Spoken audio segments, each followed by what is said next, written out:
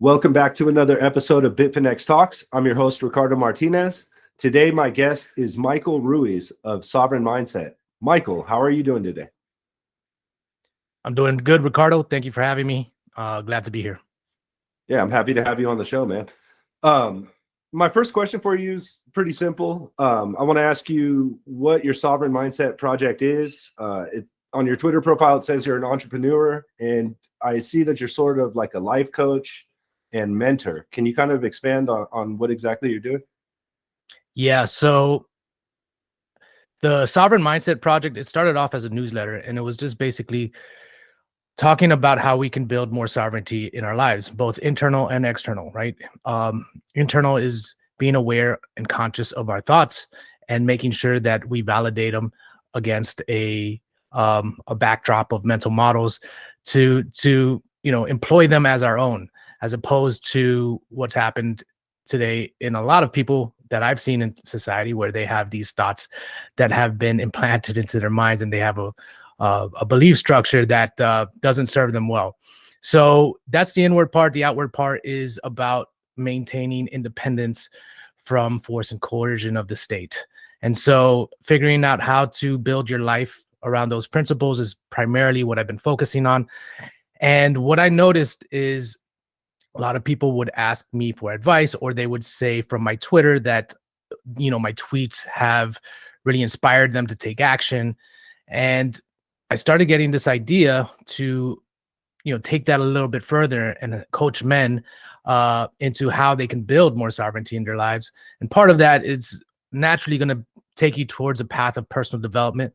And so over the past 4 months, I've been coaching guys through a cohort-based program, as well as one-on-one coaching, to build better habits, identify their standards, right? Identify their interests, and just really pursue their goals.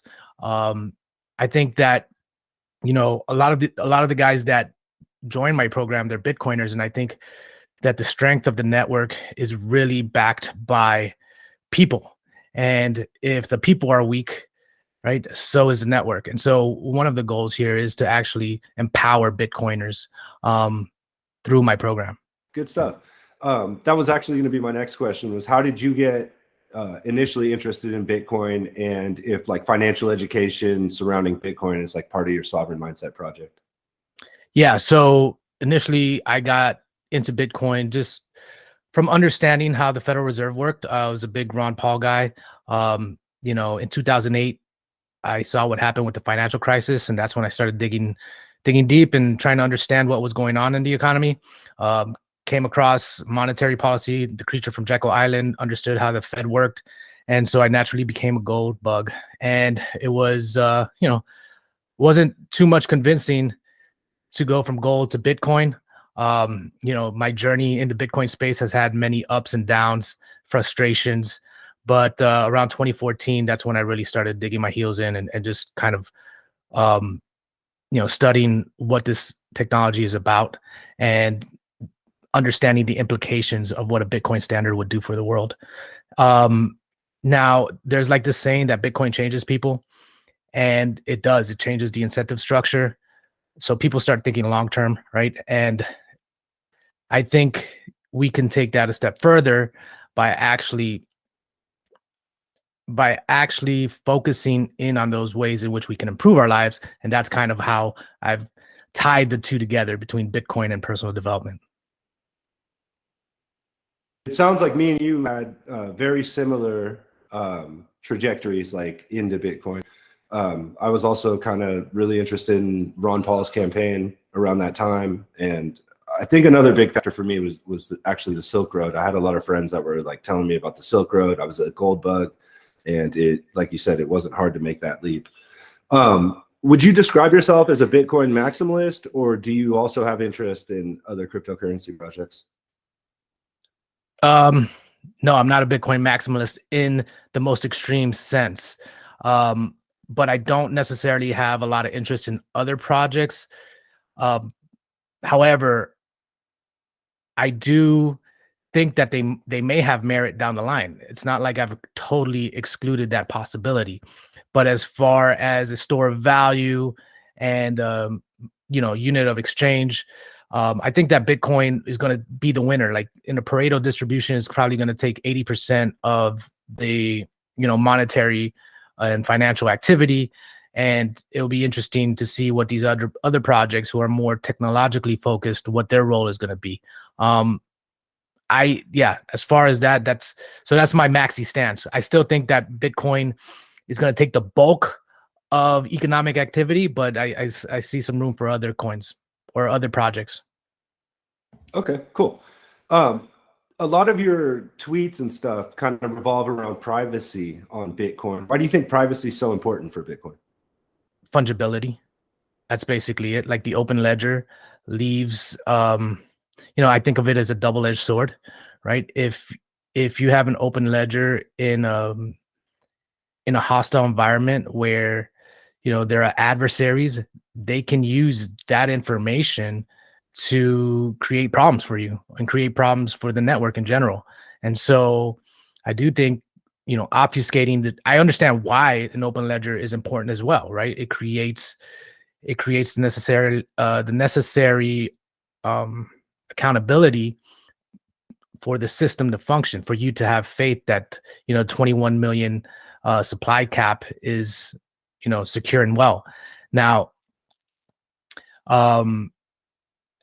what I see as a potential solution between those two is obfuscating the network, making it difficult to see which transactions are going where, but still having them validated in some type of settlement way at the end. So I don't know exactly the technical hurdles that are needed for that. I mean, I don't know what kind of changes are necessary for the protocol layer, like whether it's a hard fork or soft fork or whether it's even feasible. I've looked at a few things, but I think that the more that we can obfuscate the blockchain, the better it is in general for the whole network to function and keep the incentive structure intact.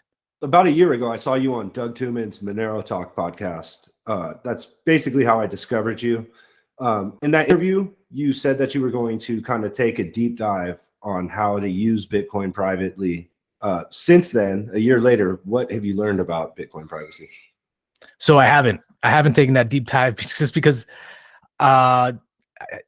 there's no use for me to do that right now. I don't have any reason to do that other than my own personal interest, and it's just something that I haven't gone down at the moment. So maybe in the future, but yeah, as of right now, there's no use for me to use it privately because I don't transact with anyone really. And so everything is between me and third parties that use KYC. So yeah.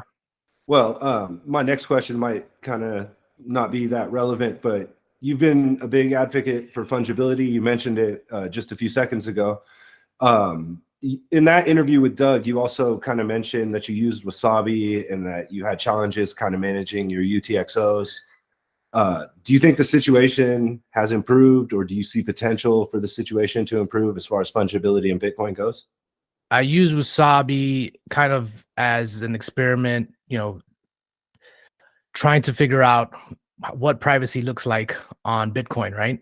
I haven't used any other privacy tools. So I don't know, since then, like Wasabi's gone through this kind of controversy where they, they're like blacklisting addresses or something like that. And so I haven't looked into Samurai. I haven't looked into other privacy tools. So I couldn't tell you. And I got a lot of heat for that because I'm speaking about privacy and fungibility, but I'm really speaking from a conceptual level, right? Not from a user level. I'm looking at the network as a whole and trying to understand how it's going to evolve and what specific attack vectors are going to reveal themselves.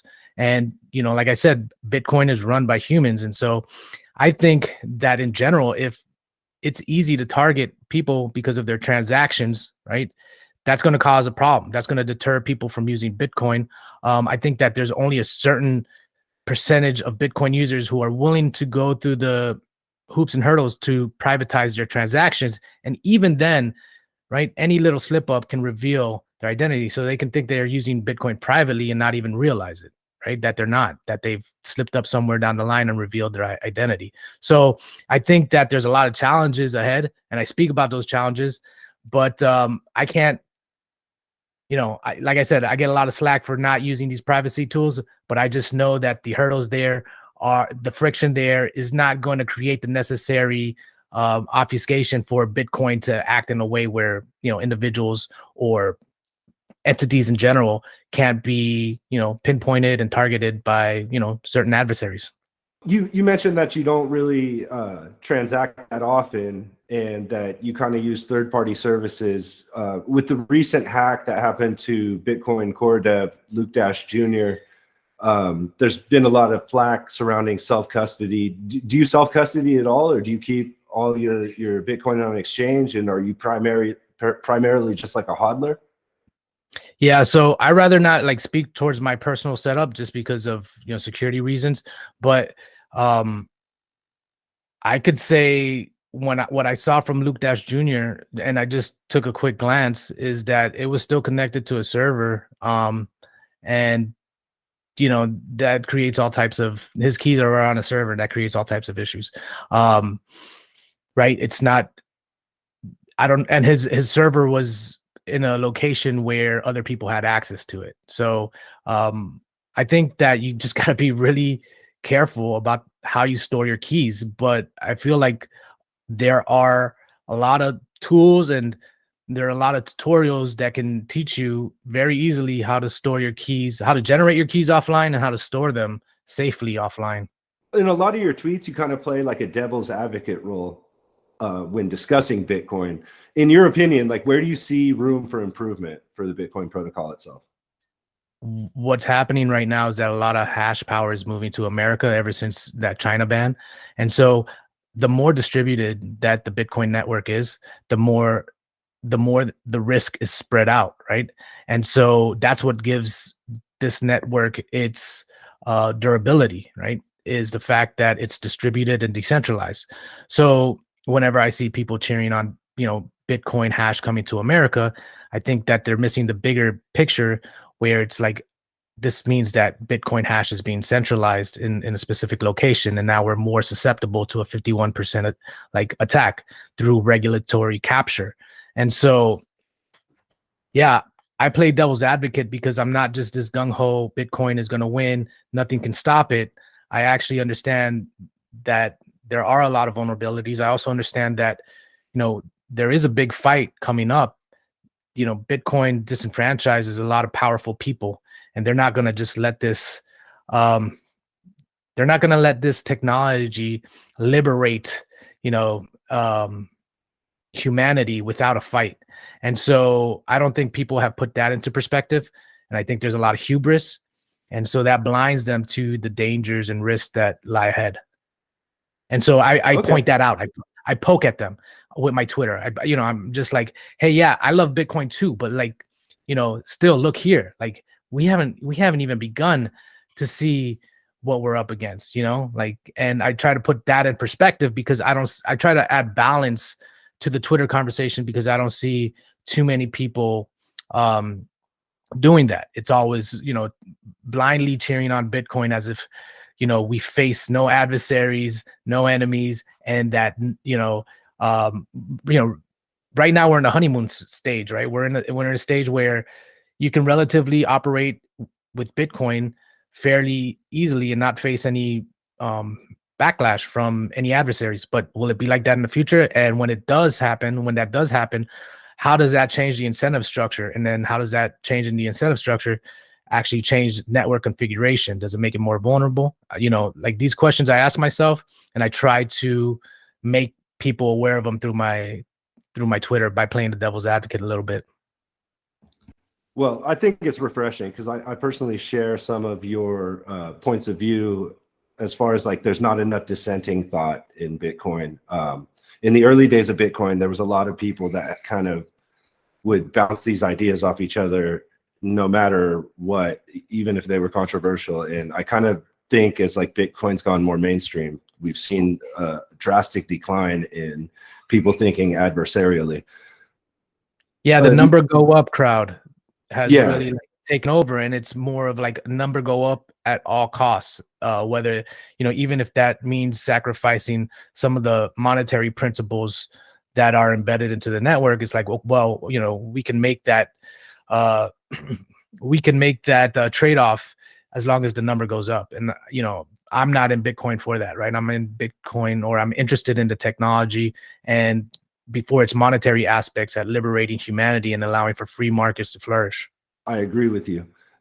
So you recently tweeted, and I think it was kind of received controversially, that people that think that Bitcoin cannot be stopped are security holes. You just kind of touched on that. So I'm going to skip that question. But the other question that I had was in relation to mining, which you also kind of just touched on, where you see it as a possible attack vector for regulators, or the centralization of hash power concentrating like in a single jurisdiction could be problematic. What do you think about like Satoshi's original belief that in like one computer, one vote, as far as mining goes? I don't think it played out that way, right? I think that we're seeing large mining farms start to sprout out, and they have a significant portion of the hash under their control. And these are huge mining farms that operate at the intersections of the power grid. And these are easy targets. They've, you know, spent a lot of capital to set up their farms, and they're not just going to pick up and go if the regulatory regime becomes demanding or hostile, right? They're going to comply. And so, you know, these miners that are operating in the United States, and this concentration of hash power here, I see as a significant threat to a 51% attack and a sensor in the network. So I think that Bitcoiners should be wary of that, and they should think about that.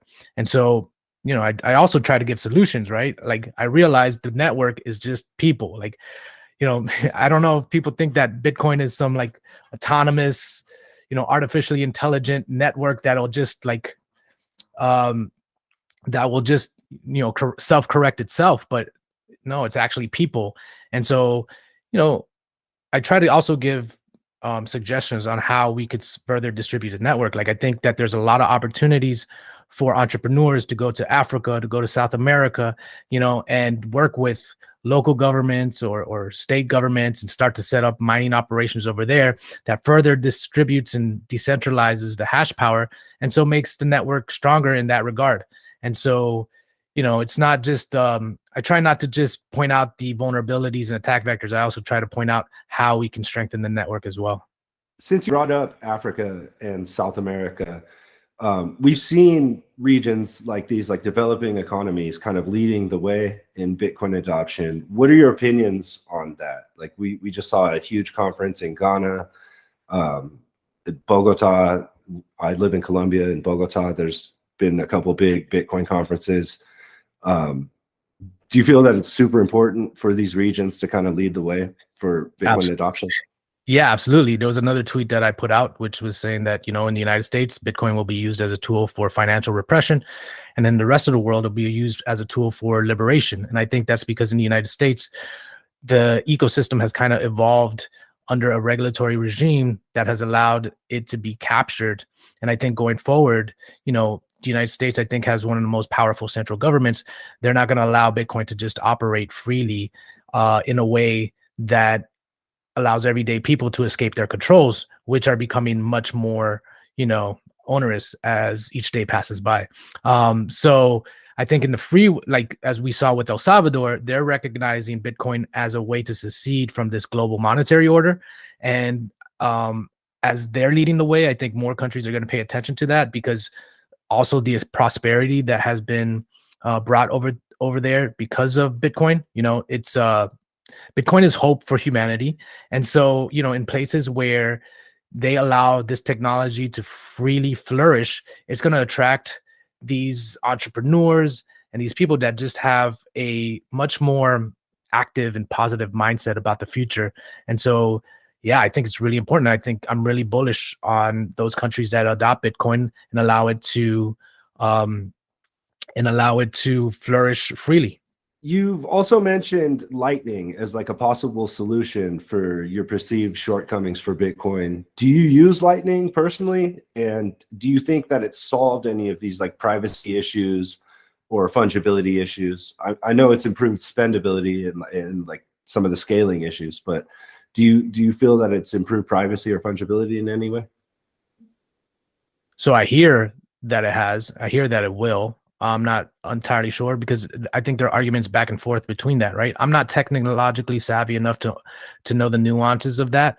I'm just gonna let that play out a little bit more before I kind of do a deep dive and see where we're at. Personally, every time I went to go use Lightning, there were problems and bottlenecks. I'm sure the technology has advanced since then. So, but I just haven't had any use to I haven't had any reason to use that Lightning. Like I said, like Bitcoin now has become um like a passing interest of mine where I'll occasionally check up on it and see how it's doing. But like right now I'm just focused on my coaching business. So maybe down the line when more people start accepting Lightning payments and stuff like that, and producing goods and services where they're demanding payment in Bitcoin and specifically on the Lightning network, then I'll have a reason to use Lightning. And this is one of the things I try to get through to Bitcoiners as well. It's like, I think that a lot of Bitcoiners waste a lot of energy trying to orange pill people when they should just focus on building businesses and producing goods and services and then demanding payment in Bitcoin. Like that's how you're going to grow the network and expand its reach. I think that's going to be a lot more effective than just trying to orange pill like your neighbors. What's your opinions on like free speech technologies that we've been seeing lately, like Keat or Noster, which allow people to communicate with censorship resistance and to avoid being deplatformed, like as peripheral technologies to Bitcoin? I think it's great.